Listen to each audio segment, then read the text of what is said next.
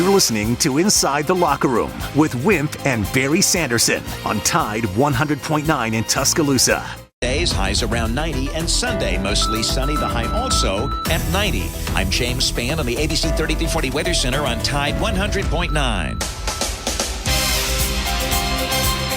Inside the Locker Room with former Crimson Tide basketball coach Wimp Sanderson and his son, former SEC and ACC assistant basketball coach Barry Sanderson. It's time to take you inside the locker room on your home for Alabama sports. Tide 100.9 and streaming on the Tide 100.9 app.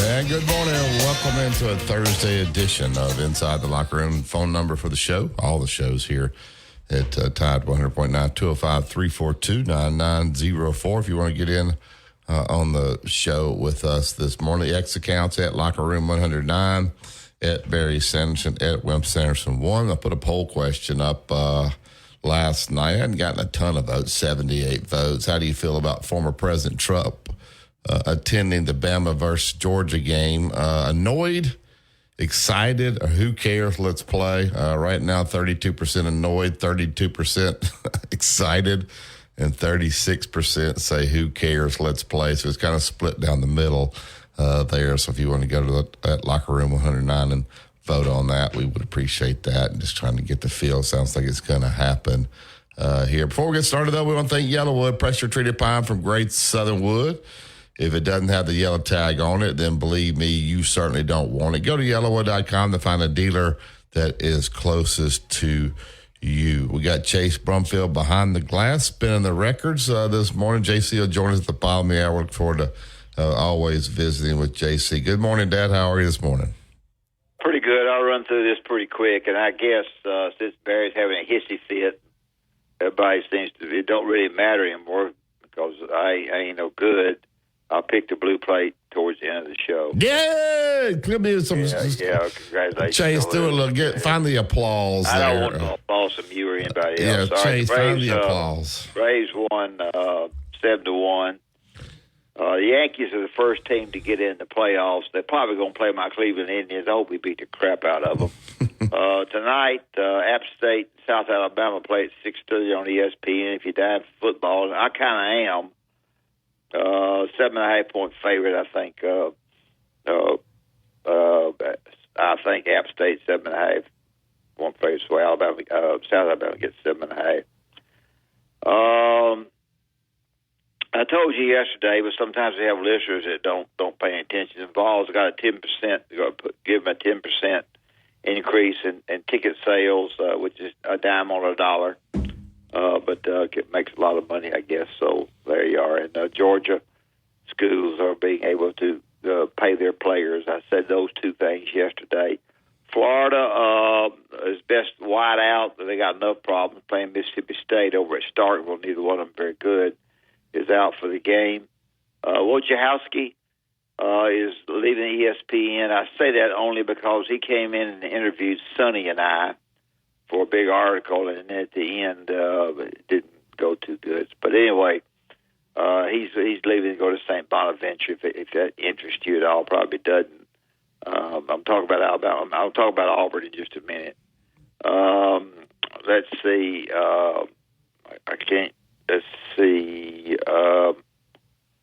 5-star quarterback to USC, which is big for the future because we got a media guy that continues to bust the coach at Southern Cal. Arkansas is going to play 2 exhibition games, one against Kansas, one against in basketball, starting off on 25th, I think, and also they're probably not much interest in that right now, and then they're going to play TCU, and we'll see what happens.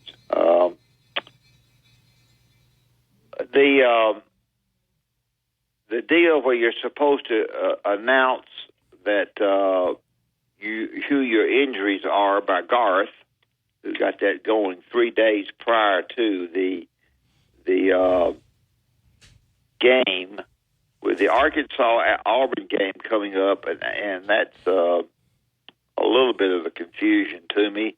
They had on there today a number of players that were, I didn't understand. Barry can explain it to y'all better than I can then. Who is probable and who's not. They had probable on a bunch of them. They had out on one player, and the rest of them they had probable or that crap like that. So you really couldn't tell. When probable comes up, you're really not sure who's going to be. I can't find it now. I had it a minute ago. I think I'm not picking the Auburn game, but it's been cut down to 3. I think Arkansas gets 3. I think that's not bad. That's a pretty good deal right there. Would it have the article starts off? Wouldn't it have been interesting if Auburn had hired Bobby Petrino? Last night I got a call from Jack Crow,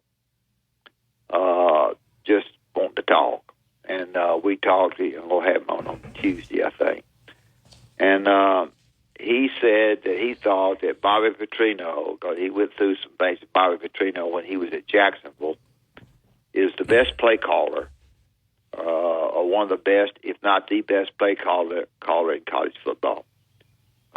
He was, I think, interviewed at Auburn. Whatever happened at Auburn happened. I don't know what happened there, but he talked about that a little bit. So Bobby brings it in there. It's not going to be a big surprise, although Bobby was fired over riding a bicycle or motorcycle with a girlfriend that's husband beat him up or something.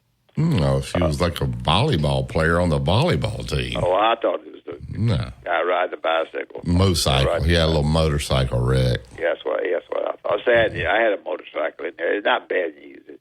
Anyway, he feels that probably this is going to, because he feels like that they can raise money.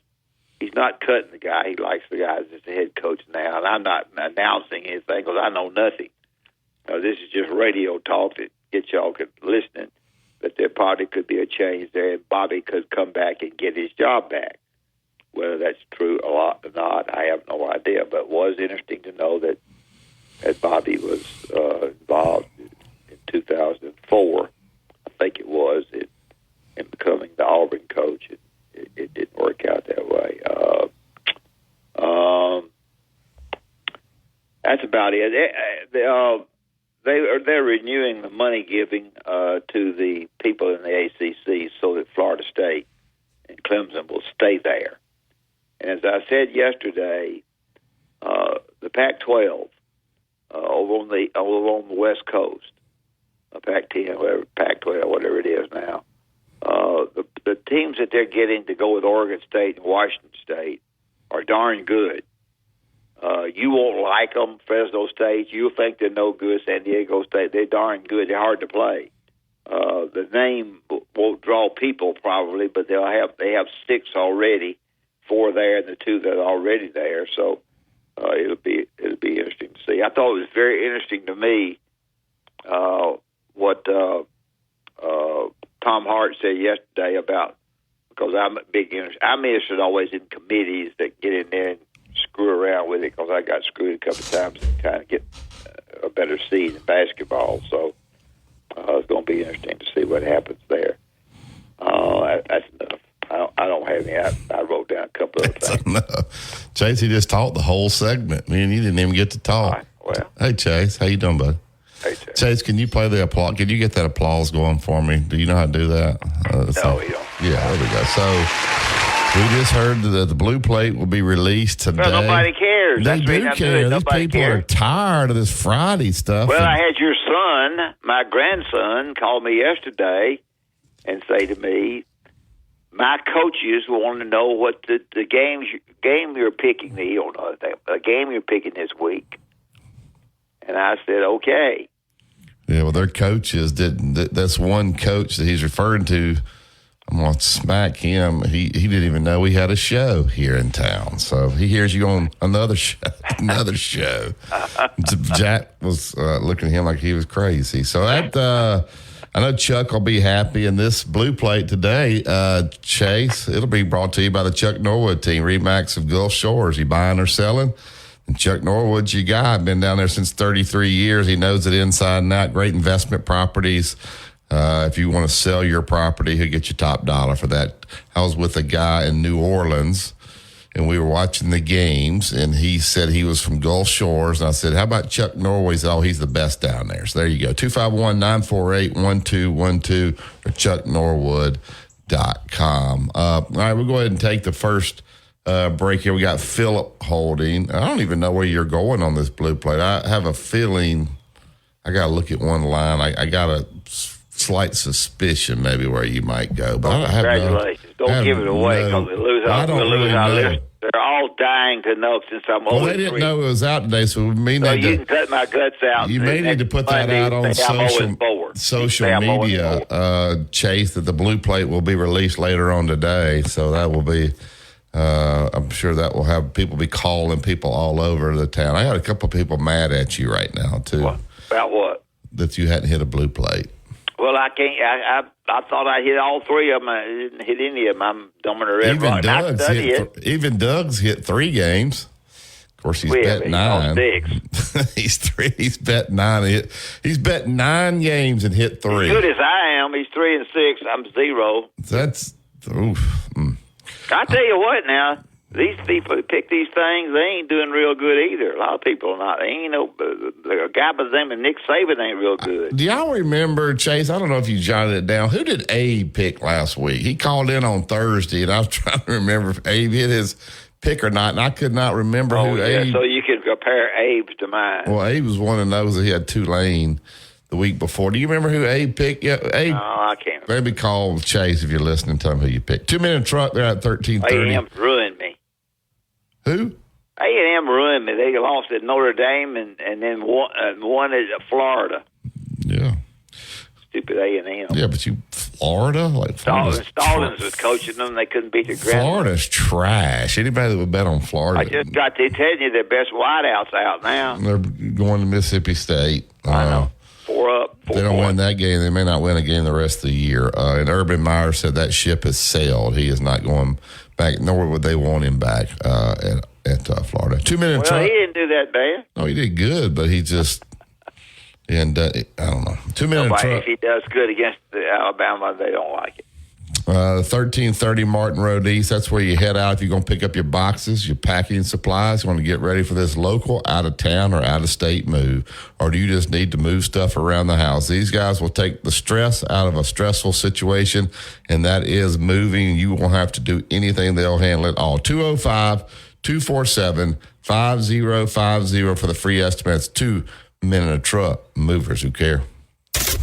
Here's what's trending on the Tuscaloosa thread. Good morning. This is Mary Kay from the Town Square Media Newsroom. And the highly anticipated holiday event is back thanks to Tuscaloosa's One Place. The beloved Tinsel Trail returns for a 12th season. Get more details on dates and events at TuscaloosaThread.com. And the Better Business Bureau of Central and South Alabama has issued a warning to residents about a new scam involving QR codes. Residents are encouraged to stay informed and protect themselves. Tide 100.9 traffic. Tuscaloosa traffic now from the Townsend Nissan Traffic Center. We are moving with a purpose. It's just beautiful out there right now, folks, on this Thursday morning.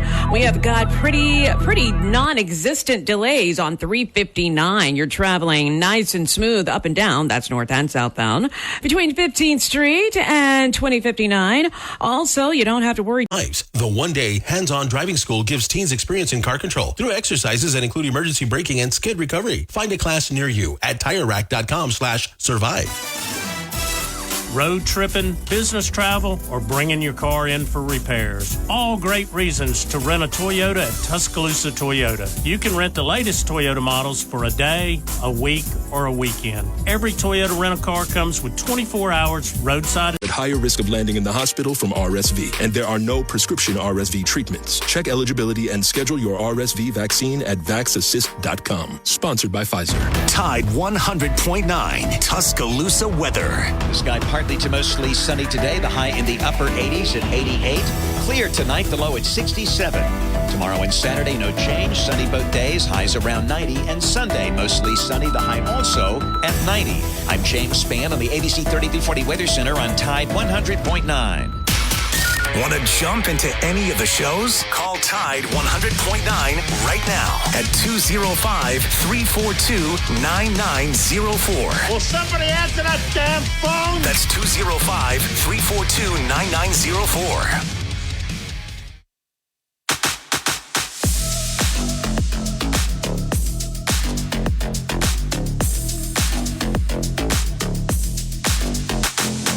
Yellowwood, pressure-treated pine from Great Southern Wood. Always remember, guys, you want to build the 5-star backyard. The fence, the deck, the pergola is only one choice. That would be Yellowwood. Go to yellowwood.com to find the dealer closest to you. All right to the Yellowwood hotline. Morning, Philip. Good morning, guys. Appreciate you taking my call. Did y'all get to hear Coach Oates last night on the call-in show? Yeah, I actually did get to hear a little bit of that. I did. Yeah. I thought he was the most relaxed and smooth and more talkative than I've ever heard him. He's a pretty good interview, but I thought last night he was really good and was loose and gave some good information, and it was very enjoyable.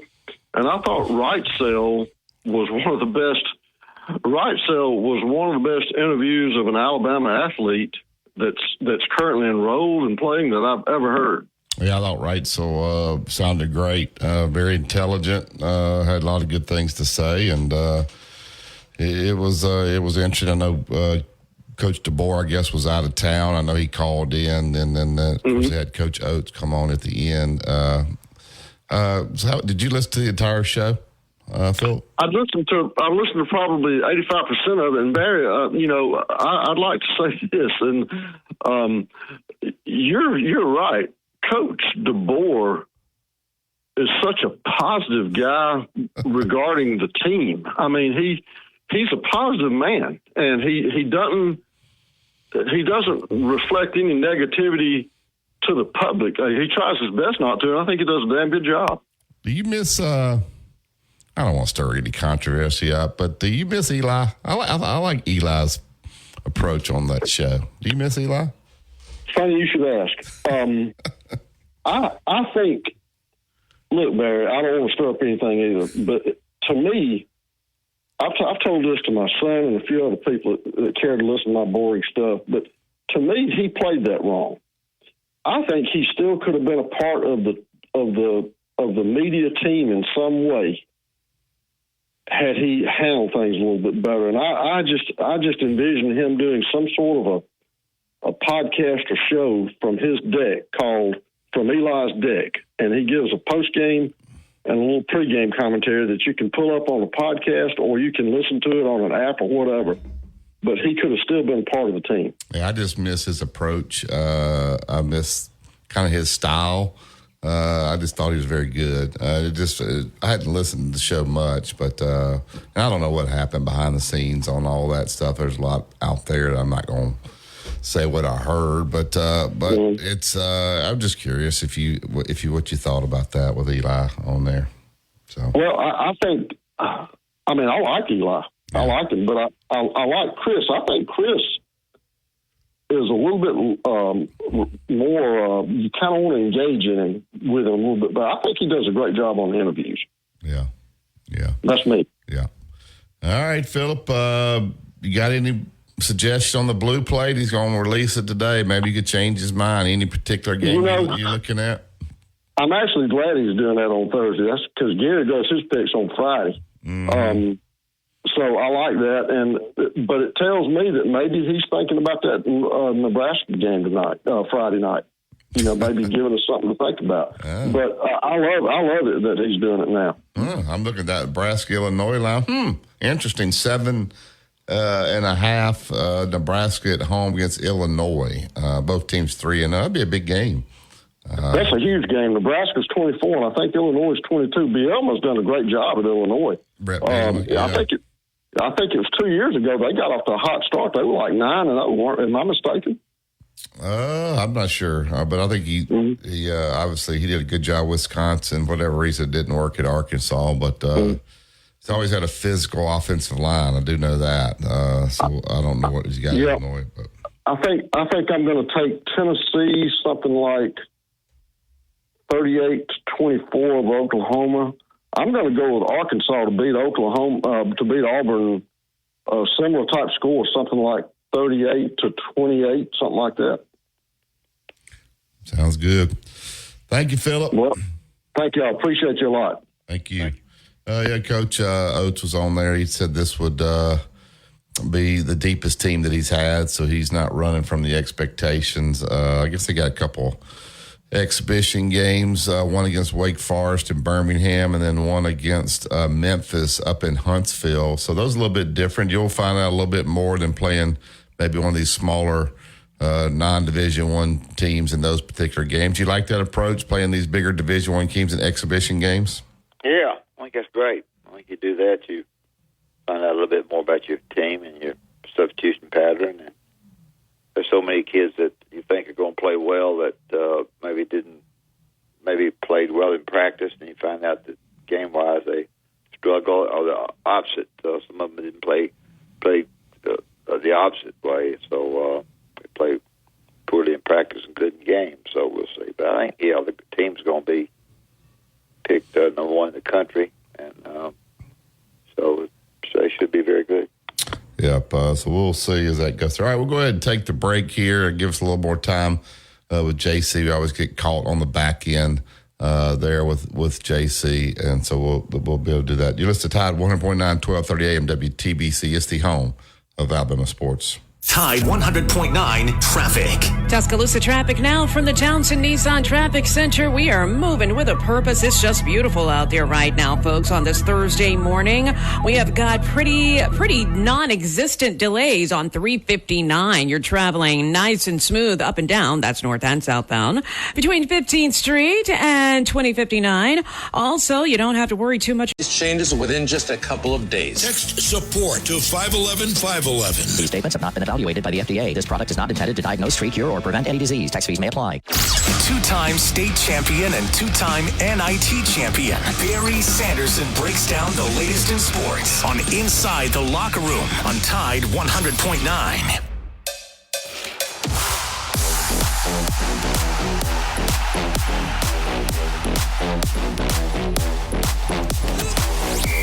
Welcome back to Inside the Locker Room. I had a guy, Yellowwood, pressure-treated pine from Great Southern Wood. If it doesn't have that yellow tag on it, you don't want it. We go to the Yellowwood hotline. He's the owner of thebigspur.com, several different podcasts.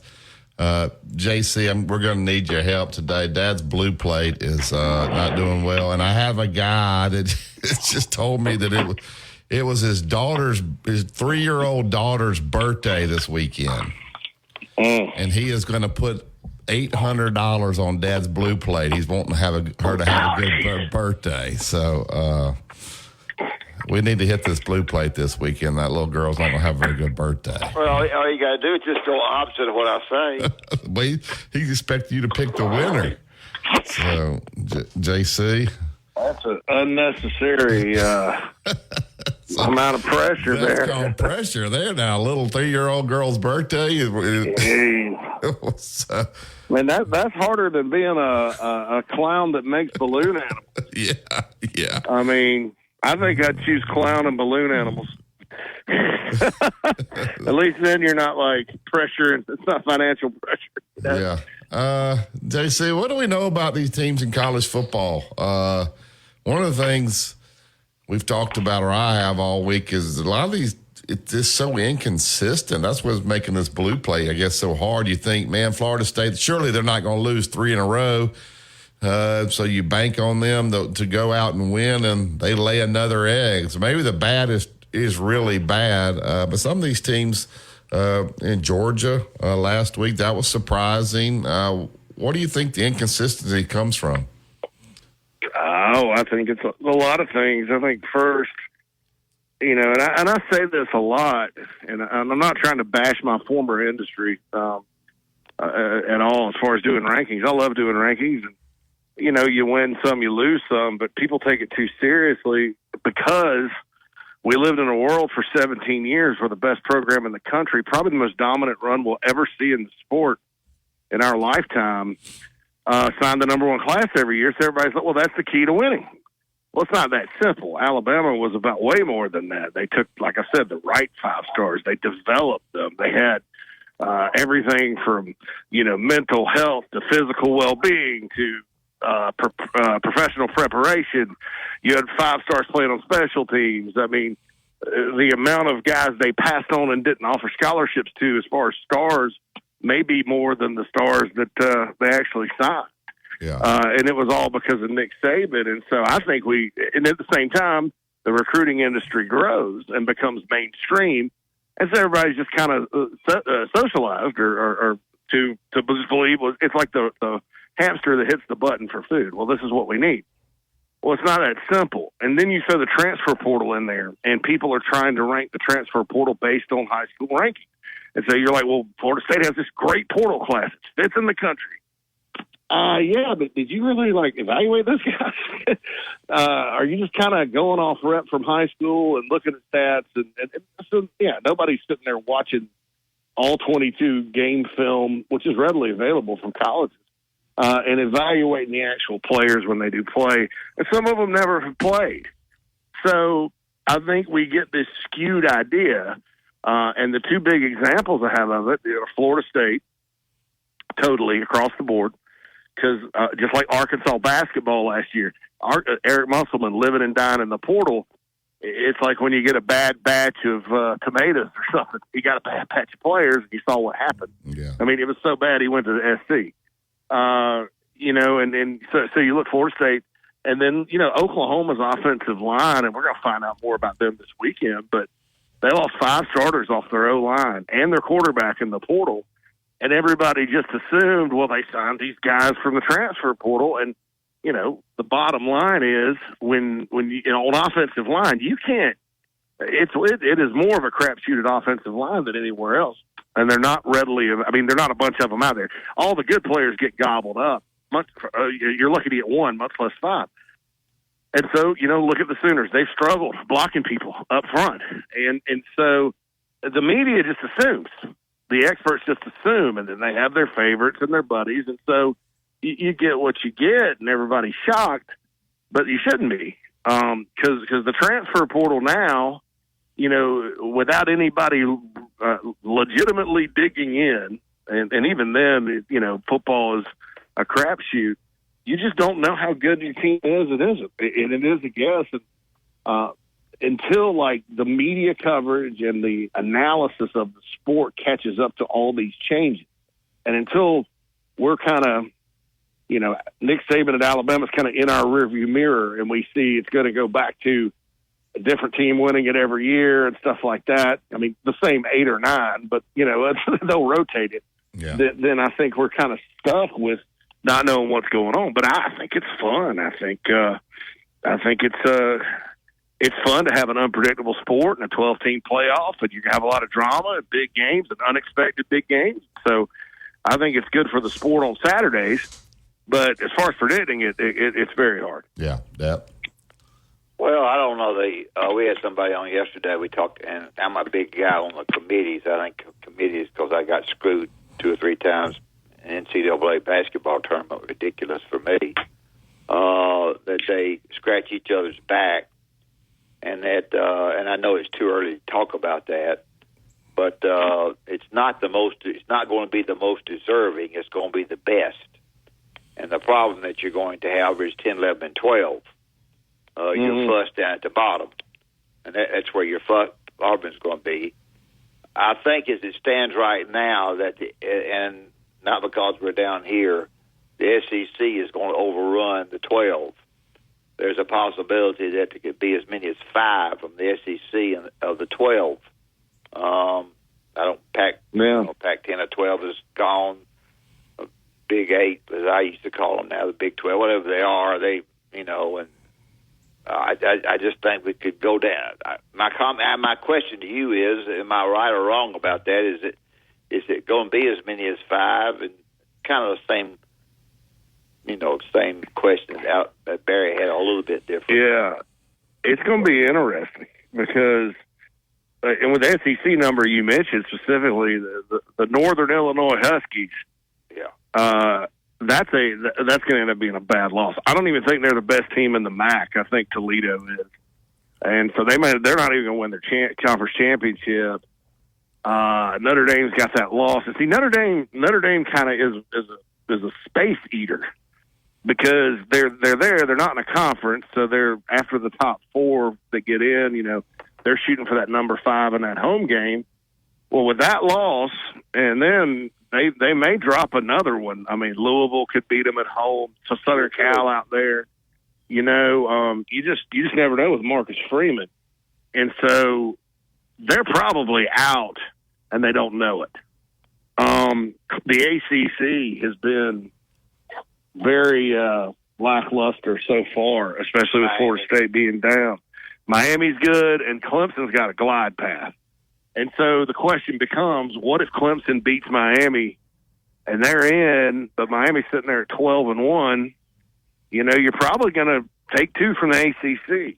Yeah. I still don't think that's going to affect the 5. If you look at the Big Ten, unless Southern Cal ends up being really, really good and right up there with Ohio State, or Oregon, you know, gets up there, I mean, I don't think they're looking at more than 2, maybe 3. And, you know, then the Big 12, you know, they're going to beat each other up because it's a very evenly matched conference. And so it's going to be interesting. I think to get 5, maybe even 6, the SEC's teams that are up, you know, up toward there's kind of different tiers. There's like the elite of the elite, and I'll say that's Georgia, Bama, Texas right now. Okay. And then, after that, you got your Ole Miss, you got Missouri, you got Tennessee. And then after that, there's this middle, A&M, Oklahoma for now, South Carolina's in there, you know, some other schools, Arkansas maybe. And then you got your god-awfuls. And, you know, Vanderbilt's probably the best of the god-awfuls right now with Florida, Mississippi State. So, those 6 at the top, the top 2 tiers, they're going to kind of battle it out. And I don't think any of them can afford 3 losses, but I think with 2, you know, depending on who those 2 are to, you're going to see some teams get in. So it's going to be interesting to see. As an SEC guy myself, I sort of like that because it's, you know, some of those games toward the end of the year that wouldn't have normally mattered are going to matter a whole lot. JC, they are the biggest SEC game of the weekend. Oklahoma's first SEC game. Tennessee traveling to Norman, 6:30 kick. Tennessee a 7-point favorite. They've lit the scoreboard up against, you know, it's not great teams, but they did against NC State as well. What do you see? What do you think is going to happen in this game? Well, how's Oklahoma going to play defense is my question, because it's I'll say this about the Sooners. They're better on defense than they've been since before Venables got there. I mean, he's a defensive guy, so it shouldn't be a surprise. I think they have an SEC defense, and, you know, the other part of it is they're used to playing teams that have that style of play. Like, they, you know, Tennessee has kind of the Big 12 style of play on offense, and they have been really good. The problem is, in those Big 12 games Oklahoma was in, it's nothing to be like a 41-31 deal, right?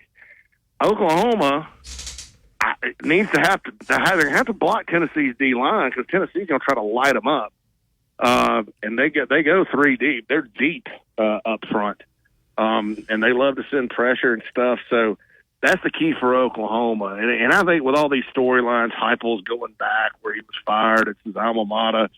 There's emotion. He's going to run up the score. I think a lot of times when that narrative is out there, and I think Tennessee's probably about a 13.5-point favorite, not 7. But sometimes when that narrative is out there, your team sort of starts to get focused on blowing the other team out or running it up, and they're almost too pumped up, and they make mistakes.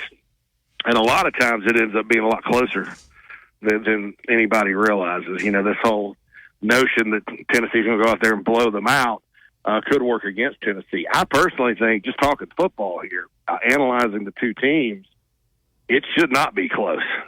Tennessee should mop the floor with them. You know, Oklahoma's schedule, I mean, if I were them, I would be like, here we go again with Texas getting. I mean, Texas's SEC schedule outside of Georgia is like really light. Oklahoma's got to play like, I mean, there's not a break. So, you know, where the win's going to come from. So it's an intriguing game to me, just to kind of see like exactly where Oklahoma's at and exactly where Tennessee's at. Yep. This Alabama team plays a team in Wisconsin that loses a quarterback. Alabama's still going to win. Are they the kind of team that can right now? We talk about the wideout is so good, but the wideout's not any good unless Milroe gets it to him. Give our listeners your thought about Alabama. I thought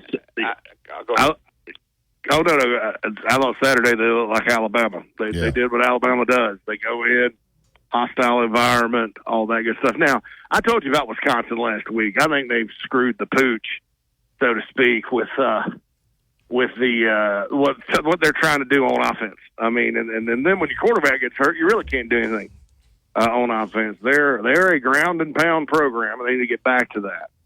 I mean, they didn't put up very many points against some scrubby teams the first 2 weeks. I wasn't surprised Bama boat raced them, but just the way they did it, I mean, you know, I'm used to during this era that I just talked about, I'm used to Alabama going to other people's house. Big game, everybody's fired up, and then in the fourth quarter, the stadium's empty because they've dominated, not only beaten the team, but thoroughly dominated them. So they look like Alabama this weekend. They got a big one coming up. Huge. And Georgia probably thinks they can just, you know, go beat them. And they haven't in a long time. Yeah, Georgia's Georgia's got some injuries, and Georgia, they've had two pretty physical games with Kentucky and Clemson. So they're a little battle tested. And I think Alabama, though, you know, is to a certain extent, too. South Florida's no slouch going to Wisconsin, but we'll find out about them, like, here soon. And we'll see kind of how it is. But I like Alabama. I think I rated them number one in my SEC poll this week with 24/7 Sports, and Texas was a close second. But I think this is – I don't see any drop-off is what I'm saying. Now, you know, when we go forward with some of these tougher teams, maybe that's the difference. But, you know, that's why you go hire Kalen DeBoer. You go hire the best coach you can, and to heck with everything else. Because he inherited a really good football team, and he is a really good coach. So we'll see what happens. But Alabama's going to be right there. To me, after 3 games, Alabama seems like there's not a whole lot of drop-off, even without Nick Saban. But like I said, we'll see when they play some of these tougher teams. What's going to happen with Florida, JC? When it gets to going bad like this, I'm not sure you're left with any choice, to be honest with you. And then if they do make the change, which I hope he turns it around, they don't have to, but if they do, I don't see Lane Kiffin going there personally. So unless I saw somebody said yesterday they were ready to pay him $14 or $15 million. Now, if they do that, maybe that will get his attention. But if you were Scott Strickland there, you know, where would you try to go if they end up making a change? I think Lane Kiffin's the perfect coach for that job because guys know. I keep saying this. I kept saying they had some Florida guy and a Gator fan media guy. The standard at Florida is higher than Alabama and these other places. I'm like, you're not really aware of your history, are you? Mm-hmm. You know, before 1990, Florida won 0 SEC titles. They had one really good team that they cheated to get. I think it's Emmitt Smith, Kerwin Bell team, and they got not with probation, and Spurrier couldn't actually win the SEC that year. Didn't go to a bowl, I think. I mean, you know, it was – and then other than that, the Spurrier era was pretty good when he was a player during the 60s.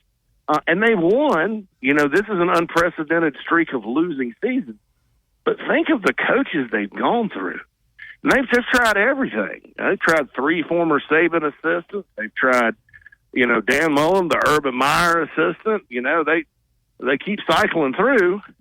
Mullen was probably the best one they had. So you look at that program. Like I said, every program has a DNA. That's what I was saying about Wisconsin. The DNA at Florida is you need to be fun and exciting on offense. And it's not just because the fans want it. They do. But they're not happy winning 10-6 games. And it's not just because of Spurrier and Urban Meyer being there. It's because of the type of athletes you can recruit in Florida. You need to be fun, fast-paced, athletic, take advantage of all that speed you can recruit. And they just, I'm sorry, Napier's offense is like watching paint dry. Mullen had the right idea. Urban had the right idea. When remember the spread option came to the SEC, everybody's like, oh, that ain't going to work here. And lo and behold, it did. And then Steve Spurrier. So you need like an innovator offensively. And I think Lane Kiffin not only fits that part of it, he fits the personality. They need a guy that's going to sit there and, one-liners and stuff. If it's not Lane, I think two guys to keep an eye on. Number one, Jamie Chadwell at Liberty, because that guy's an offensive innovator. He's not known as a recruiter or any of that stuff, but in these days, put the money in the NIL, it doesn't matter. He's an outstanding offensive coach. And then Eli Drinkwitz, who actually checks all those boxes as well at Missouri. I think now, if Arkansas gets fired, he's from Arkansas. He loves the hot, so maybe that's different. But, man, I mean, if I'm Florida, I really want Lane Kiffin. If I'm Lane Kiffin, I'm not touching that job. Because I've already been in a place where I got fired on the tarmac, and I won 8 or 9 games a year with only 60 scholarship players and got fired on the tarmac. And I've already been in a place like Tennessee where they cycled through until they found Heupel. They cycled through coaches as well. And you may retire a rich man, but you're going to ruin your legacy that you've worked very hard to rebuild, swallowing your pride, going to work for Saban, going to work at FAU, and working your way back to Ole Miss. I mean, Ole Miss can sit there and continue to win 10 or 11 and go to the playoff, as long as he continues to make the right decisions in the portal. I mean, it's not – it's probably, you look at both jobs, Florida's the better job on paper, but I two people have won there. So, I know Lane's a confident guy, but I mean, it's almost fool's gold at this point, just because they not only make hires that aren't up to their standard, they're firing people after like one bad year. McElwain won 2 divisions, fired in his 3rd year. Dan Mullen, 3 BCS bowl games, double-digit wins, almost won the league in 2020, beat Georgia. Fired after one bad year. And, now Napier hadn't had a good year. So and he probably deserves to be fired more than those other two. So my thing is this: why would you do that? No matter how much money, how much can you spend? So I think Florida wants Lane Kiffin. I'm pretty sure he's going to be the top target. I think that's where all the fans want. That's what the Bull Gators want. But if you're him, will you really take it? I mean, I don't know. I just don't know. He's got his young daughters there at Ole Miss. He's not going to leave them unless they pay him something absolutely ridiculous. And at this point, he's making, $9 or $10 million. So, does it really matter? And Ole Miss is not going to fire you for going 8-4. Yeah. So. You can have a so-so year, but which is a good year. They're not going to fire you if you don't make the playoff. He's a hero. So heck, Hugh Freeze, I think, went 5-7 his last year there, and they clung to him for dear life. It took a scandal to get him fired. So I would stay where I'm at. Not that necessarily when his kids get older that Ole Miss is forever for him, but I wouldn't touch Florida with a 10-foot pole, man. Now Eli Drinkwitz doing it or Jamie Chadwell doing it. That, go at your own risk because, you're coming from Missouri, you're coming from Liberty. But Lane's got such a good deal going right now. I wouldn't touch it. Yeah, that. Oh, I don't really have anything. I can't think of anything else to ask him particularly. I want to ask you one thing. How does South Carolina recover? I know they'll win. I thought they played really well. They're really good defensively. But that's a tough one to swallow. They should have won that game, JC. Well, and they were the victims of three very unfortunate calls. One of them is the rule. I'll throw that in on that one. That pass deal was a bad call. The pass interference was phantom as all get out, and that they'd have been at the 29 going in. And but think of the things that went against them. I mean, they had 3 turnovers. They went 3 for 12 on third down. You can't do that. Expect to beat LSU. You had a missed field goal there at the end, but I mean that poor kid, shouldn't have come down to that. You had 2 defensive touchdowns called back for penalties. The first one, the horse collar, the new rule this year, sort of makes it borderline, but okay. But then the block on the quarterback is just insane. I mean that's every coach in the country says go find the quarterback and block him. It was a great acting job by Garrett Nussmeier. And that should have stood, and that would have ended the game. It would have been 40-29 Carolina. And then, you lose your starting quarterback for the whole second half. And I hope you guys saw the 75-yard touchdown. I've been talking this kid up. And he's not a finished product yet by any stretch, but he's pretty good, and I'm not sure how bad he was hurt. He doesn't look it. Now, he's probably not going to play this weekend. Really? That bad? That ankle's that bad? Yeah, it's an ankle. Well, it's an ankle, and had to go out of the Ole Miss game. It's been bothering me. But with an ankle, Coach, you just got to stay off. Oh, I know ankles are bad. My understanding is it's not a high sprain. And my understanding is he took some practice reps yesterday. They're playing Akron this weekend. I think they're going to hold him. And play Ashford, and then ain't no doubt about that. Yeah, and then they have an open week before Ole Miss comes in, so you're kind of dealing with 2 weeks. You can rest him, and that'll be good. But a lot went against the Gamecocks in that game. My big takeaway from it was, that loss stinks. I mean, they hadn't beaten LSU in 30 years, and this is not. You better get LSU while you can. But I think they showed they have a much better football team than what were they picked 13th in the league. Yeah. They have a ridiculous schedule, but I think they can get to a bowl game and kind of get it pointed in the right direction in Columbia. I think we saw, even with everything that went against them, you're sitting there almost sending it to overtime there at the end with your backup quarterback and all that. So, the loss stinks, but I do think this is a pretty good football team. Looking what they did to Kentucky, all that good stuff. And then you just kind of got the Old Dominion game at the beginning. I don't know what happened there, but there's a lot of teams that struggle against bad opponents, little opponents, that end up going on to have great seasons. I mean, Missouri did the same thing last year. So I think it's important to win, of course, Saturday. Probably win big, get everybody in, go into the open week with a lot of momentum, and then get ready for another big game, probably be at night when Ole Miss comes to town in the first weekend of October. JC, tell everybody where they can find you.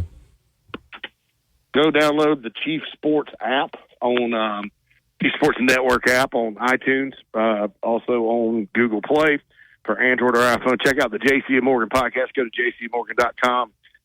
We talked a lot of college football this episode this week about who's good, dominance, Texas going to number 1, referee, which was not just bad in Columbia, it's bad all over. And it's a good listen with me and Mike Morgan from the SEC Network. Thank you, JC. Thanks, JC. Thanks, fellas. See you. Have a good weekend.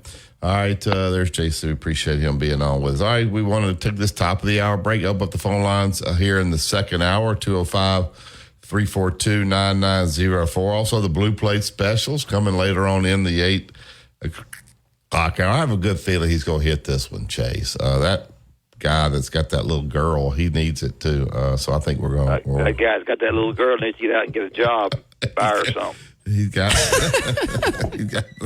a job. He's trying to make it a little extra special birthday present. You better get that little girl don't know football from. The little girl don't need. She don't know football, but that's why they're depending on you. Well, he's dumber than a red rock. He's depending on you. Yeah, he ain't depending on me. He needs to turn over somebody else. You got to have more confidence in your pick. Well, right now you knock me every time I get on there. It's 0-3. I'm just stating the fact. I don't mean you're not going to turn it around this week. I like that you're doing it on Thursday. We want to thank Yellowwood, pressure-treated pine from Great Southern. They made this 7 o'clock hour possible. And always remember, guys, if it doesn't have that yellow tag on it, you don't want it. Go inside the Alabama Crimson Tide with the Gary Harris Show. Hey, everybody, it's Gary Harris. Thursday morning at 9 a.m. on the Gary Harris Show, we are jam-packed. The coach, Ellis Johnson, breaks down SEC football. D. Orlando Ledbetter with the Falcons report. The Falcons stunned the Eagles on Monday night. And also, Jeff Spiegel from ABC 3340. All that plus your phone calls and more. 9 a.m., the Gary Harris Show. Catch the Gary Harris Show Monday through Friday, 9 to 11 a.m. on Tide 100.9 and Tide100.9.com. Tide 100.9 traffic. Tuscaloosa traffic now from the Townsend Nissan Traffic Center. Now we are in the thick of your rush to work, and things are starting to get thicker until we got 43. It's a little bumper-to-bumper-ish on the southbound lanes to McFarland Boulevard. So, yeah, you've got red brake lights that are going to take you back to Flatwoods Road, and it's pretty typical. Also, McFarland on the east and westbound lanes, usual delays at the Lurleen-Wallace intersection there. With your Tuscaloosa traffic now, I'm Tammy Thomas. Road tripping, business travel, or bringing your car in for repairs. All great reasons to rent a Toyota at Tuscaloosa Toyota. You can rent the latest Toyota models for a day, a week, or a weekend. Every Toyota rental-car comes with 24 hours roadside assistance. Limited plan. Visit your local Total Wireless store today. Total Wireless, we're totally with you. Actual speeds may vary by location. For data management practices, see TotalWireless.com.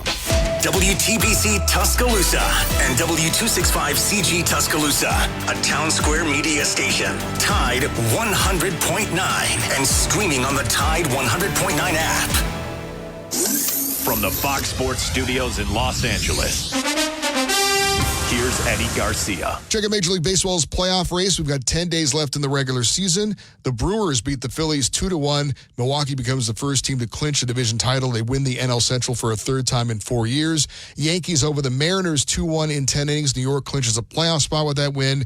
They lead the NL East by 5 games on Baltimore, with the Orioles losing to the Giants 5-3. Guardians get by the Twins 5-4 in 10 innings. Tigers defeat the Royals 4-2. Detroit moves just a half game back of Minnesota for the final wildcard spot in the American League, while Cleveland now has a 6-game lead on Kansas City atop the AL Central. Mets shut out the Nationals 10-0. Diamondbacks defeat the Rockies 9-4, and the Braves beat the Reds 7-1. So the New York Mets and Arizona still 2 games up on Atlanta for that last. You're at higher risk of landing in the hospital from RSV, and there are no prescription RSV treatments. Check eligibility and schedule your RSV vaccine at VaxAssist.com. Sponsored by Pfizer. Inside the Locker Room with former Crimson Tide basketball coach Wimp Sanderson and his son, former SEC and ACC assistant basketball coach Barry Sanderson. It's time to take you inside the locker room on your home for Alabama sports. Tide 100.9 and streaming on the Tide 100.9 app.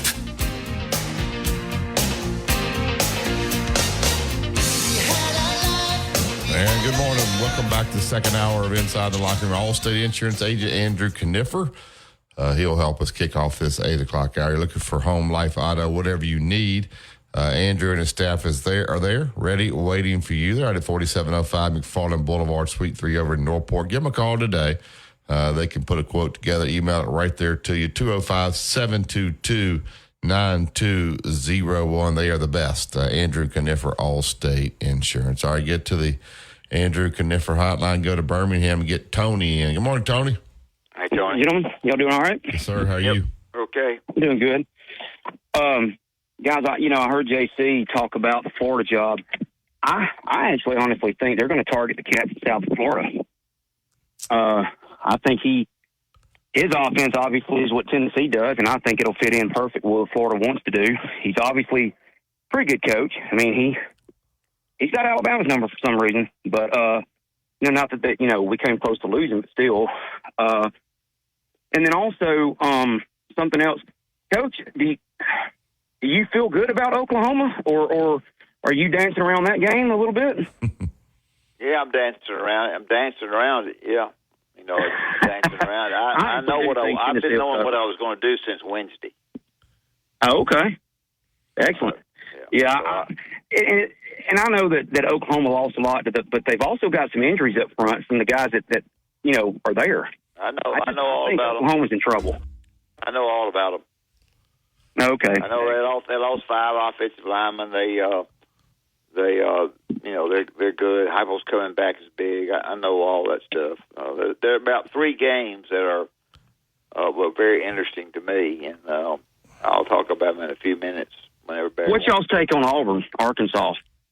I'll go ahead and say to you, I feel like Arkansas wins. I'm not blue plating, but I think that's the game that you could blue plate.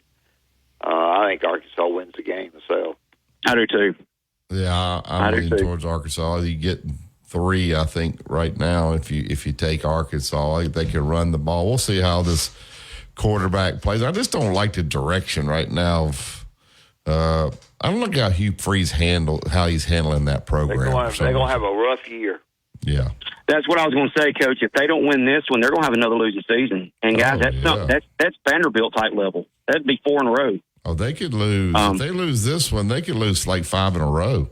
Absolutely, yeah. I thought their very tops when he was pushing was 8, and probably winning 7. But I had felt like that they would win all 5 of their opening games, but they're not going. Coach not going to do that. So there's a possibility they could lose as many as 3 of the first 5.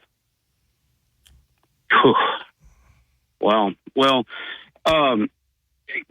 I know we'll talk more about it next week, but what do y'all think that I do? I think Alabama's strength this year, one healthy, their offensive front.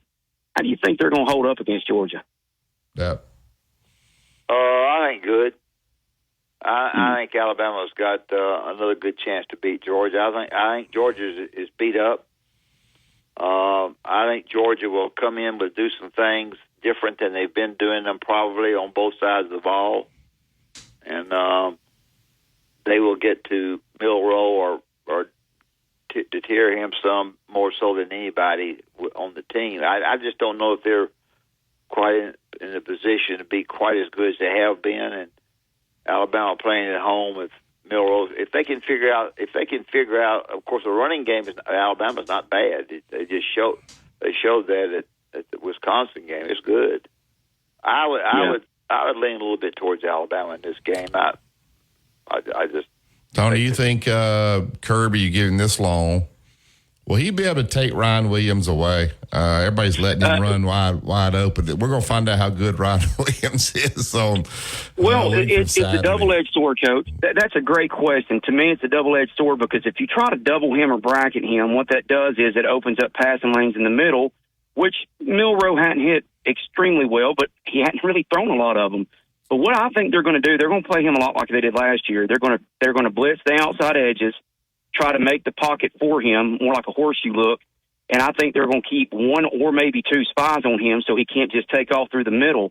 What that does is that opens up the run game for Alabama. Yeah. So they'll and it also opens up the out routes.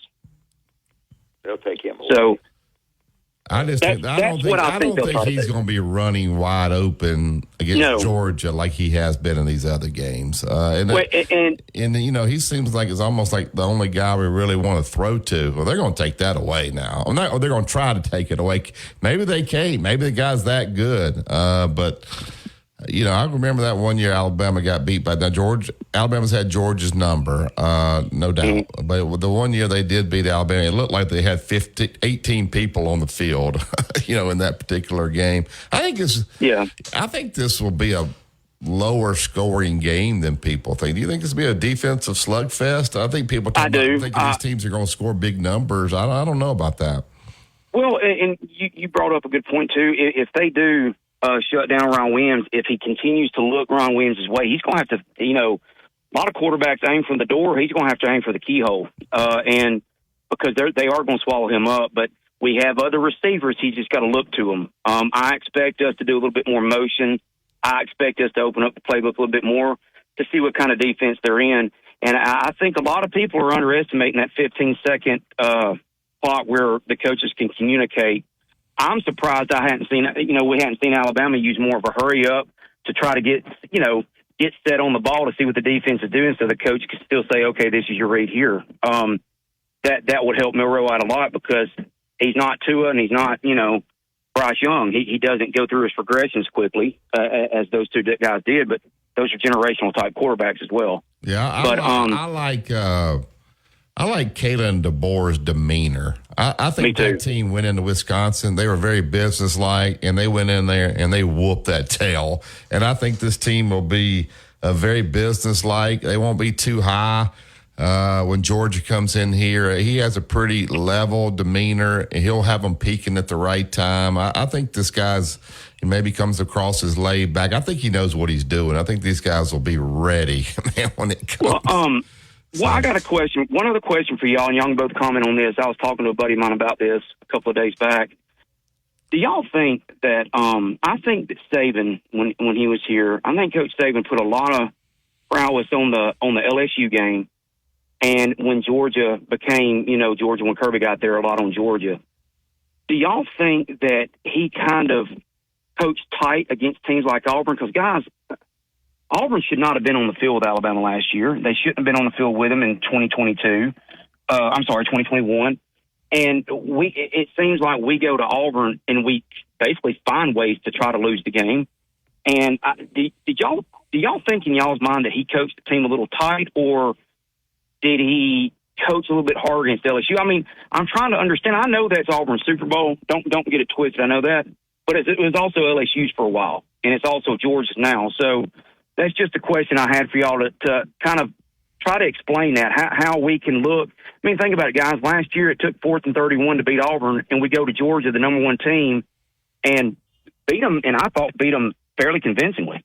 They scored late to make it closer, but still, I just always wondered how that would be possible. I think Auburn, no better than me, but I think Auburn always plays loose with nothing to lose in that game, especially when Gus Malzahn was there, and Alabama plays tight down there, in my opinion. Okay. Yeah, I think so. I think going to Auburn and playing Auburn's, they've got guys who are excited to play Alabama and think they can. That's been their whole life. So I think it's it's difficult to go down there and win. And Nick Saban and Alabama coaches comparably to the other teams that they've beaten have not been as good down there. Right. Well, gentlemen, y'all have a good rest of the week, man. Thank you, Tony. All right. Bye-bye. All right. Let's go back to the Yellowwood hotline and get the Savior, Abe, in. Good morning, Abe. Morning, man. Man, that Tony, he was chiming in with some clever banter there. But, yeah, that Iron Bowl last year, that was just chaos. And when you get into chaos, anything can happen. I remember Auburn and Alabama players fighting and the referee rolling around on the ground. Yeah. Who did you pick last week, Abe? I lost mine worse than Coach lost his. I went with the Beavers over the Ducks. And the Beavers, they couldn't stop. Their defense couldn't stop an empty grocery cart from rolling across the parking lot. But I've got a money shot this week. Oh, okay. I've got it this week. And see, Coach and me had the same problem. Instead of picking something we know, we were picking a pig in a poke. See, Coach had a good pick, but see, when A&M took Wegman out and put that other fella in, they moved the football, and that changes the game. But I know I'm going this week. I like South Florida Bulls plus 16.5 over Miami. Yeah, I saw that line. That game's in Tampa, correct? It is in Tampa, but I'm going to tell you something. If nothing else, South Florida's a physical team. Yeah. You ask Jam Miller and Justice Haynes how they put them gold helmets on you.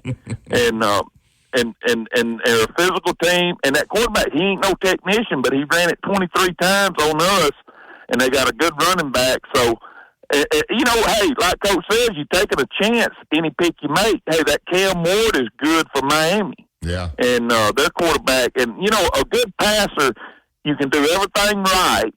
And if he's got an accurate pass, he still beats you. No doubt. Yeah, that line's 16 and a half. All right, well, we got you written down. We wrote it down this week. South Florida minus 16 and a half. No. South Florida plus 16 and a half. Yeah, I'm sorry. Miami minus 16 and a half. Yes. As Coach Yeah. Has Coach revealed his game yet? He's going to do it right before the end of the show. Okay, well, I got to keep listening then. Let's keep listening. There you go, Gabe. Thank you, sir. You ain't got to. What was he going to? Was he going to stop listening if you already picked it? We got some Kalen DeBoer sound we're going to get to as well. All right, Tom, we see you holding there. We'll get right to you when we get back from break. We want to thank Tuscaloosa Toyota. Go to TuscaloosaToyota.com. We talked with Justin yesterday. They're out there ready to take great care of you. A lot of new inventory. Got pre-owned inventory. They will do a great job for you. If you're looking to rent a Toyota, you can do it right there on the website, TuscaloosaToyota.com. Schedule a service, order a part, whatever you need right there. These guys are out there ready, waiting to help you. Tuscaloosa Toyota on Skyland Boulevard. Go to the website, TuscaloosaToyota.com.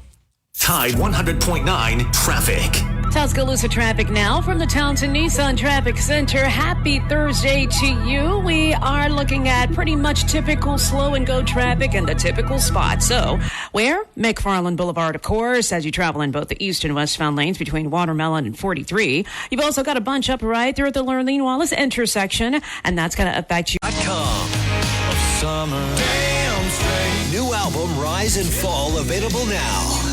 Scotty McCreery live. Crimson Tide Today is presented on Tide 100.9 WTBC 1230 by BMW of Tuscaloosa. Online at bmwoftuscaloosa.com.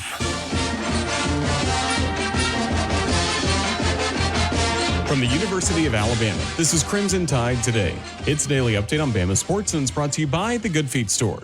The Good Feet Store is a proud supporter of the Alabama Crimson Tide. For over 25 years, The Good Feet Store has been helping people get back to the life they love without their feet getting in the way. Start your journey at goodfeet.com. Hello again, everybody. I'm Roger Hoover. On Thursday's edition of Crimson Drive, driven by NASCAR, we'll be joined by NASCAR analyst and lifelong Alabama fan, Larry McReynolds. And what I liked about the Wisconsin game, I felt like we cleaned up some stuff. We cleaned up some mistakes. If I go back to the first two games with Western Kentucky and South Florida at home in Tuscaloosa, I saw a lot of mistakes, a lot of penalties. That's something I felt like that plagued us last year. And quite honestly, I thought it contributed to the loss to Texas last year was all those false start penalties. And I think I was right in saying at Wisconsin this past weekend, we only had 3 penalties the entire game and 2 for false starts. So that's something we needed to clean up, and it looks like we did. I'll have more in a moment. This is Christian Miller for the Good Feet Store. I know from playing football at Alabama and in the NFL that if you have foot, knee, hip, or back pain, it can be a huge challenge. The Good Feet Store is designed to personally fit you with arch supports that alleviate and even eliminate your pain altogether. Try them before you buy them. They're in your free, no obligation, personalized fitting, and you can wear them home the same day. So if you're looking to improve your game, the Good Feet Store has you covered. Stop in for a free, personalized fitting today. Roll to victory at goodfeet.com. That's goodfeet.com. Roll Tide. Join us this afternoon for Crimson Drive, driven by NASCAR, streaming live at 2 p.m. Central on all CTSN social media platforms. Crimson Tide Today is brought to you by The Good Feet Store. Crimson Tide Today is a production of the Crimson Tide Sports Network from Learfield. Mr. SEC Tournament Wimp Sanderson gives you his excellent analysis every weekday on Inside the Locker Room, right here on Tide 100.9.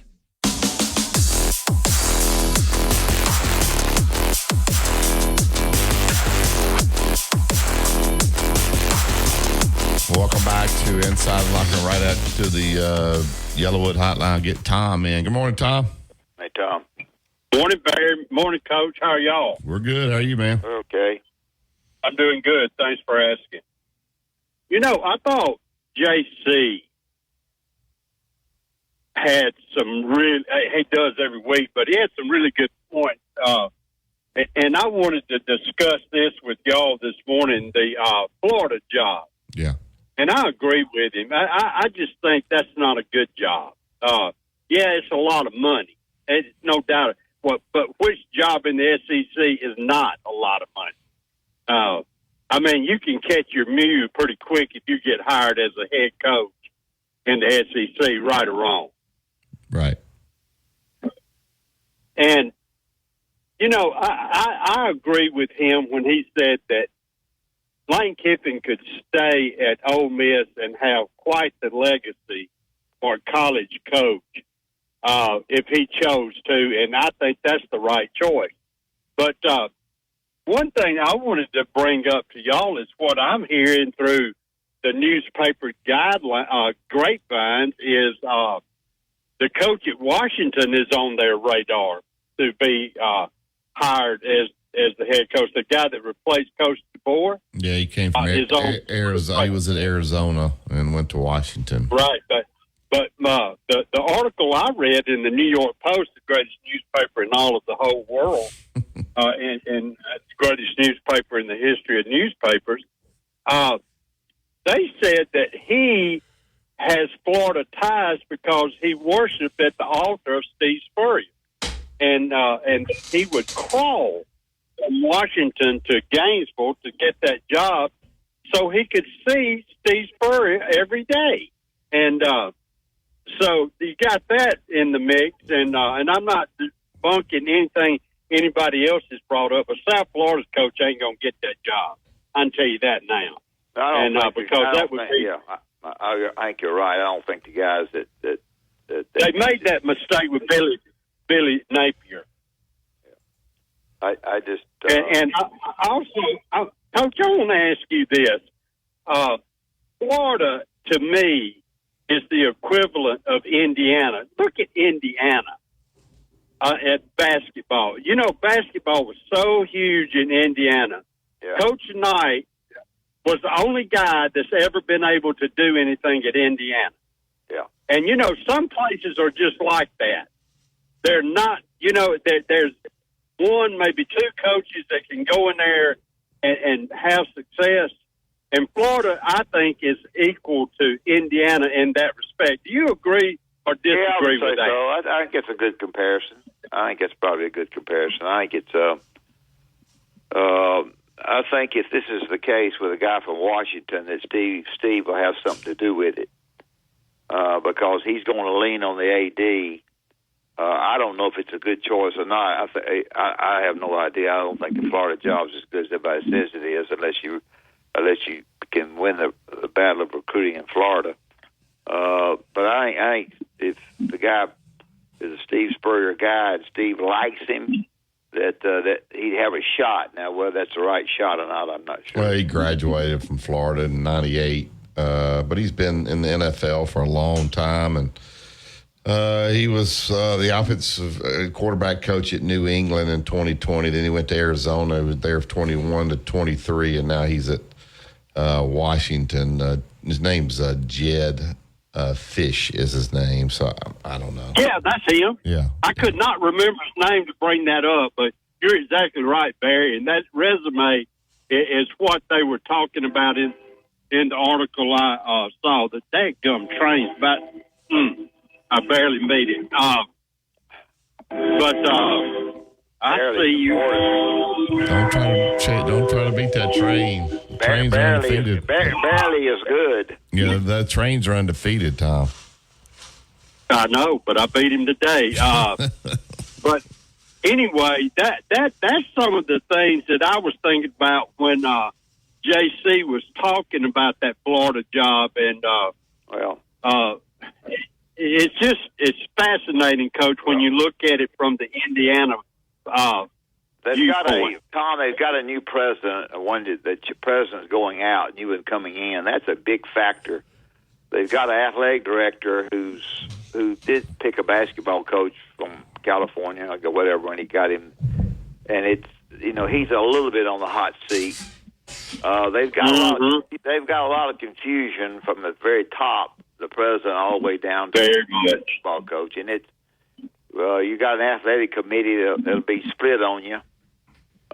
It's going to be a hard hire, I think. Yeah, I mean, you're going to have to. I think the boosters are the ones that's going to actually hire. I think they're going to take it out of Scott Strickland's hand, and I'd be surprised, Coach, really. I mean, I like Scott Strickland. He's a good guy, but he's not a good hire like Greg Byrne is. But I would be surprised if he survives all this. He might not. But I don't know if they can go both directions. That if they they'd have to get a athletic director who knows who he wants, and he can bring in the guy that they like. I think Scott's on the hot seat, but I don't know how hot it is. It just depends. You got Georgia rolling. Alabama's rolling. We'll see what Miami can do. Tennessee is rolling. They're going to have to really, I don't know what they have NIL-wise, but they're going to have to get crazy over there with the NIL to get that thing off the ground. It's so far down. How do you catch these teams there? That is a fascinating question right there. And you look at SEC baseball. If you're Alabama for the last 4 or 5 years, and you bring in a pretty decent recruiting class, guess what? Arkansas, Tennessee, LSU, and Georgia now, and Florida, they still recruiting good. You got not only you got to catch them, you got to get ahead of them. Yeah, it's hard unless you got crazy money, and I think Tennessee committed to it. They paid that quarterback. Oh yeah. Whatever, and then and they're raising money big time over there, so they're committed to it. We'll see where Alabama, what direction they go. It looks like, but their tradition and all, they got it rolling, and they got all the guys in the NFL, so they got a great sell here. Georgia's not backing up as long as he's there. Texas, you think Texas getting in the ACC? No. That was the best thing that ever happened to them. Here's my prediction on Texas: we're all going to be chasing them as long as Sarkisian's there. Yeah, they were when they were in the Big 12. They weren't that big of a deal. You put Texas in the SEC. And then with all the money they got over there with the NIL. Exactly. Yeah. So. Yeah, you're exactly right. The reason they wasn't a big deal in the Big 12 is because it was an even playing field. And with NIL and transfer portal, let me tell you something, Texas is for real, buddy. Yeah. Only way Florida could somehow make some noise, if they could somehow convince Nick Saban to take the job. And I don't That ain't happening. Of all the jobs, if he was going to take one, it'd be one like Ohio State, something like that. Yeah. Florida, never. Well, everybody's got a price, Tom. Yeah, but I don't know. No, ain't no way, Coach. See y'all. Thank you. If he went there, you think that'd be give a little buzz? Where? If he went to Florida. Oh, buzz, yeah, it'd be a big time buzz. There's a big talk after the first loss at Florida State that he was going to Florida State in the state of Florida. Oh. If they had a football program in Jupiter, he might go, but I don't think they got one near there. Maybe Florida. He ain't going to work real hard in Jupiter. No. All right, let's talk about Bryant Bank. We'll get to break. We got some Kalen DeBoer. He was with Rich Eisen yesterday. We got some sound from that. We'll listen to a little bit of that. Also take your phone calls, and then we got the Blue Plate special. They'll be coming after that next break. Tell them about Bryant Bank. Bryant Bank affords you the opportunity to go to a bank where you're probably known. If you're not known the first time, you'll be known the second time, and the banker, the person that runs that bank, and the people that work with him will be very, very helpful to you. You can bank around the clock. Your banking money will be darn well taken care of with no interference there. It'd be an opportunity for you if you need to borrow money to buy a house, those things that you need to do with money. They can help you there. They've been there in Tuscaloosa since 2005, but they're throughout the state. A lot of banks here in Birmingham. I trade with the one right below me. Columbiana has one as I pass through there going down south. So go by Bryant Bank. Tell them you heard on Inside the Locker Room. Tell them that you want to visit with them, and I think that you'll find Bryant Bank will afford you the opportunity to feel safe about your money and feel good about your money and give you an opportunity to be comfortable when you go in there. Bryant Bank. Brian Banks, great people. All right, we'll take the break here at 205-342-9904. You listen to Tide 100.9, 1230 AM WTBC. It is the home of Alabama sports.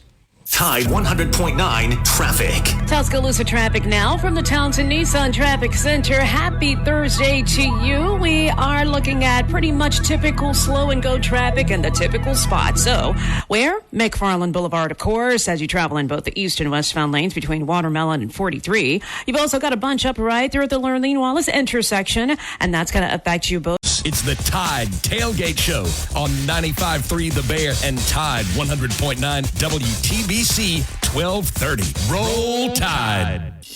You're listening to the home of Alabama Crimson Tide Sports. Tide 100.9.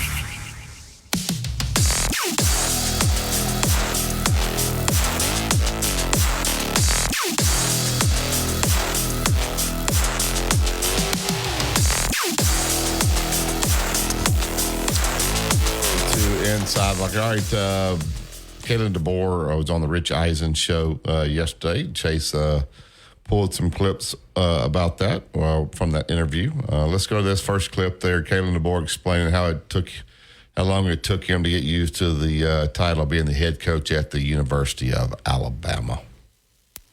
Yeah, I think, the biggest thing is you want to make sure you're not the one slipping up. I believe I did actually slip up the first press conference I had. The other places you've been to, it's always in the back of your mind. And that's happened at different stops along the way. You got to be really careful. But it doesn't take long because, you're in front and center with a lot of people from the first day press conference and all the opportunities to speak. And, of course, address some recruits, prospects, all the events that you're at. Amen. All right, let's go to the second clip there. Just talk about the adjustment. I didn't hear anything. Okay. Sometimes we record in a certain way. Just tell me it's okay. I don't care. All right, go ahead and play the next number 2 clip there, and I'll kind of recap it for you. In Alabama. Well, I think the hardest part, I don't know if it's the biggest, but the hardest part was just the timing of everything and being really the middle of January, and a lot of the rosters are already in place, and us having a lot of great players in this program that were highly recruited out of high school in particular. That was the most probably intense piece, was that latter part of January, just retaining everyone here and then building the staff. So I think that was probably, probably the hardest part that we've had. Now, obviously, now we're in the season, right. Getting into the SEC schedule, it's a different type of hard that you're getting into. I'm sure did you hear that as well? No, all right. We won't play more then. Sometimes when you record those, you got to put them in a certain thing for him to hear them. I'm not exactly sure why that was different there, but they were asking about taking the job. He said the difficulty late in January was, getting your roster set because you got guys wanting to leave. You got guys leaving other programs. It opens up. He didn't say this, but the transfer portal again with coach leaving, and he had to hire staff. Now he's gotten through all that. Now it's just a different set of different part of coaching now. When you're coaching your team, you're getting used to this job. You're getting used to this league there. How would you grade Coach DeBoer and his staff based on what you've seen so far from January all the way here till the middle of September? Well, I think it's good because he was able to bring in who he wanted. He brought in former coaches, defense coordinator, and some former coaches that he felt like could be helpful, and then he also brought staff members that he wanted to bring in. So he had pretty much decided who he wanted once the athletic director flew up there and they talked about it, and seemed like that he was going to be. I don't even think he visited, did he, son? No, not before he taken it. No. So I think he pretty much knew it was a plus for him, and it was a plus, and so I think he's done a great job getting them lined up and organized and playing the way he wants them. I think he's done terrific. He's been, as you've said, very positive with things, and I think the positivity has paid off with his players. They played hard for him, and which is big, and so I think he's off to a great start now. The first, the Georgia game is humongous because it just simply brings back, a team that Alabama has beaten a lot, but has a 41 game winning streak or something. Yeah, and so that's huge, and I think Alabama's got a great chance to win the game. Whether they do or not, I don't know, but I think they've got a great chance. They don't underestimate Kirby getting his staff ready to coach that game, because they'll do a good job coaching that game. You can bet on that. Your thoughts about what I told Tony? I think the moment doesn't seem too big for Kalen DeBoer. Although he hadn't been at the high level that long, he was at Washington a couple of years there. But I thought his team had a very business-like approach when they went into Wisconsin.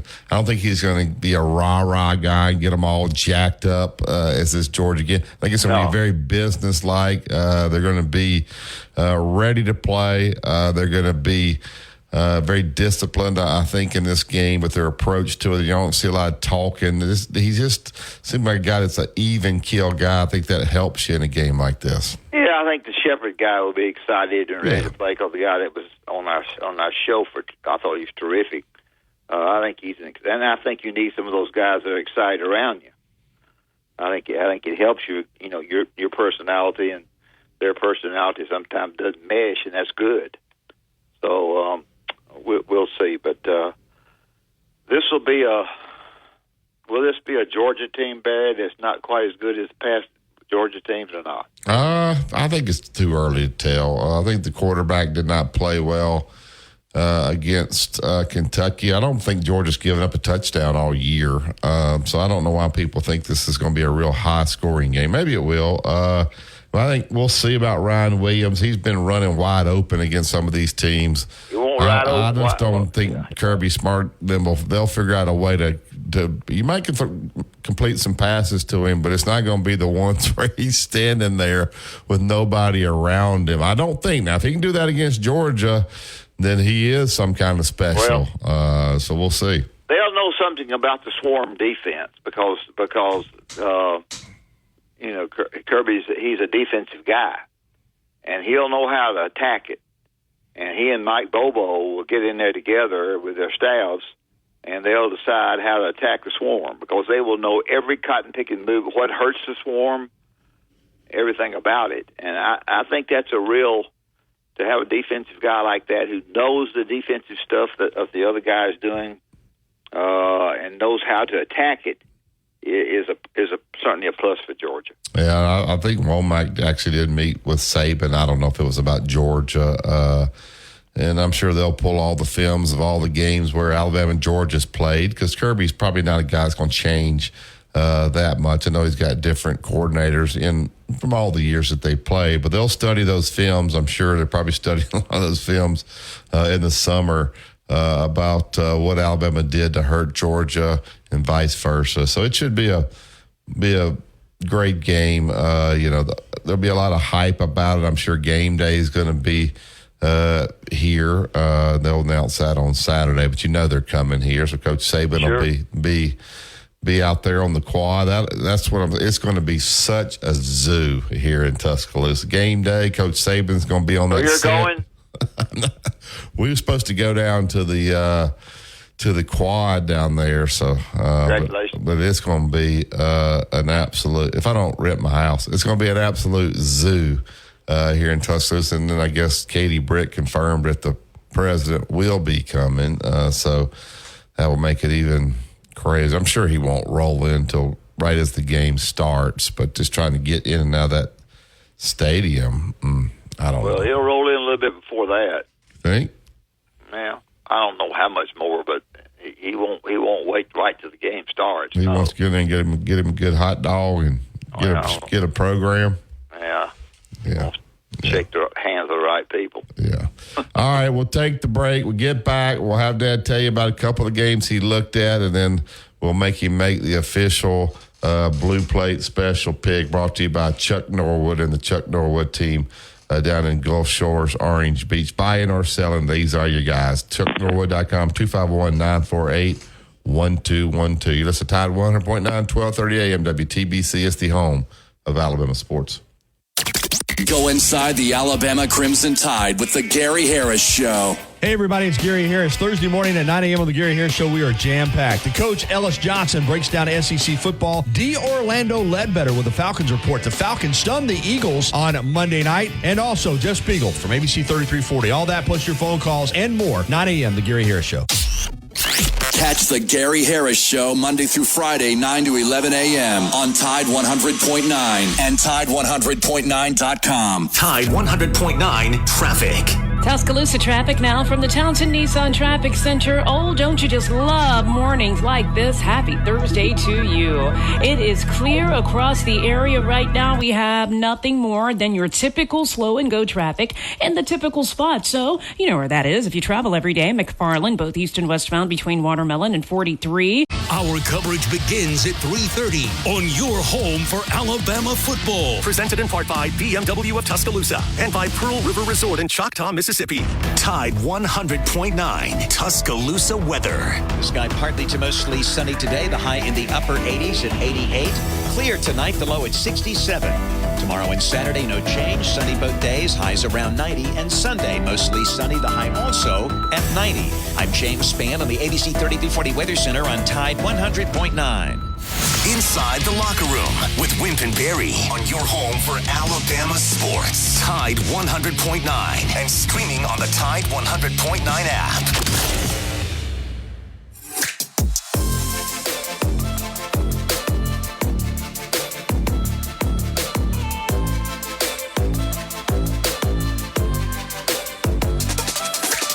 Welcome back to Inside the Locker Room. A little bit of football on tonight. You got NFL. You got the New England Patriots will travel up to New York, play the New York Jets. College game, South Alabama.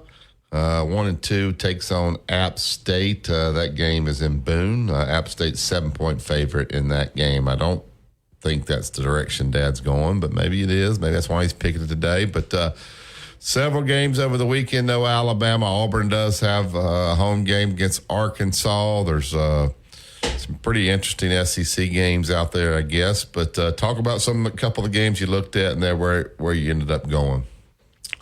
Well, I'm picking today because I don't want the line to go up, and I think the line will go up on the game that I like. So that's one of the main reasons that I know Chuck and them want me to pick today. So okay, but that was a little bit scary for me. I liked if I were just betting, which I don't, I'd probably pick Arkansas. I think their play calling is going to be excellent. I think they're a pretty talented team.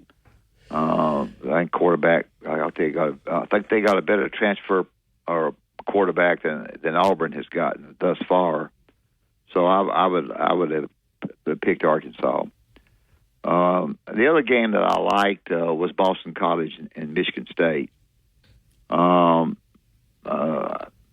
I've felt like that Boston College does a good job coaching. They've played. They've done well. He's coming in, and about Boston College, I went to Boston College one time, did a basketball game, and the country's pretty and the water's pretty and all that kind of stuff. It's probably a little bit tough to recruit there in football. Maybe they don't quite have the name. But I looked at that, it's 6.5. And I just think Boston College will beat them worse than that. Although, Michigan State fighting to survive, and I just don't particularly care for Michigan State. So that was one that I looked at and liked and messed with. But from day one when I first saw it, I had just felt like that Tennessee was the best bet for me. JC's correct in that they lost 5 offensive linemen. I studied them. They've had some other injuries. they've got a quarterback that can beat you if you don't play. I think that if the pass rush for Missouri is good, they'll throw over the top. And I think also that Tennessee is better.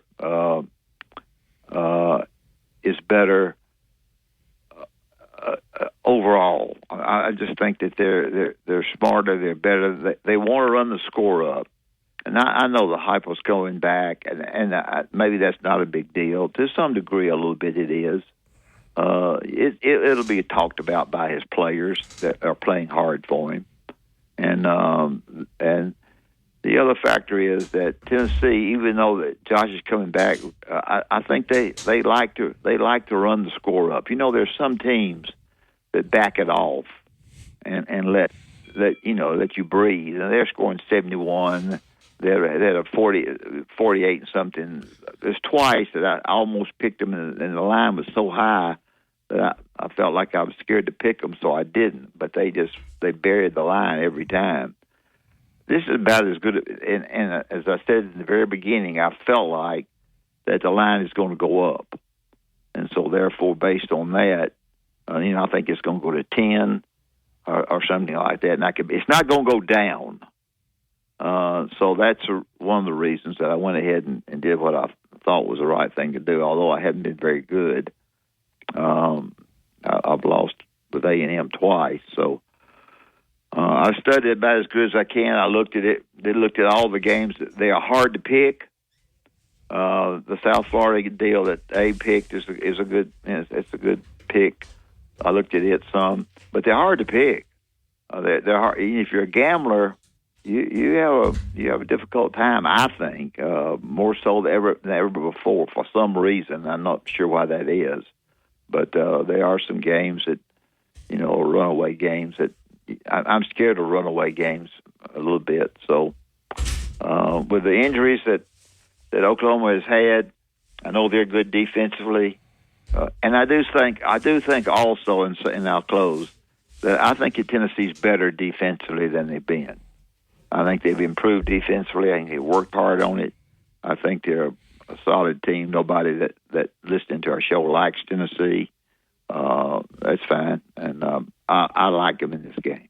All right, so Chase, get that out. We've taken Tennessee. I think you're right about the line. I think over the next 2 days as the game gets a little bit closer, although it was 7.5 and went down to 7, I could see that game maybe climbing over a touchdown and getting to 8. So if you want to lock it in at 7. You can get it at 7 right now. So go ahead, Chase. Play a little Rocky Top for him. Let's get him. So we're taking Tennessee volunteers. So I think JC likes that pick too. I like that. I did like that Boston College game. I also, tomorrow night, if we just want to look at a game, I think that Nebraska game looks kind of intriguing. Yeah, Nebraska is a good. They got some kind of home field advantage there. They're off to a 3-0 start. They're excited about that quarterback. They got Illinois. They're the line 7.5. So that might be a game if you want. I think it's a good game. Yeah, I didn't select it, but I didn't select it even thinking. I looked at it, but I kind of jumped away from it. Now the guy that Chase, the guy whose daughter's birthday is this weekend, he's going to be taking Tennessee. So we hope that happens, so that little girl could have a good birthday. But no pressure.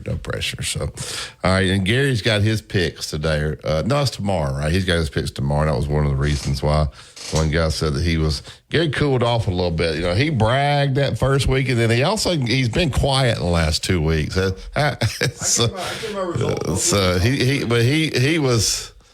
He was bragging, wasn't he, Chase, after that first week? I tried to tell him, but maybe he'll make a strong comeback this weekend. All right, that's it for today's show. We'll get out of here and make way for the Gary Harris Show. Tomorrow, remember, Tim Brando, 8 o'clock. We'll check and see if maybe we'll take some callers for Tim as well. Let you guys ask some questions of Tim Brando. Currently does not have Alabama in his top 15, which is ridiculous. You listen to Tide 100.9, 1230 AM WTBC. It's the home of Alabama sports. Have a great day, everybody.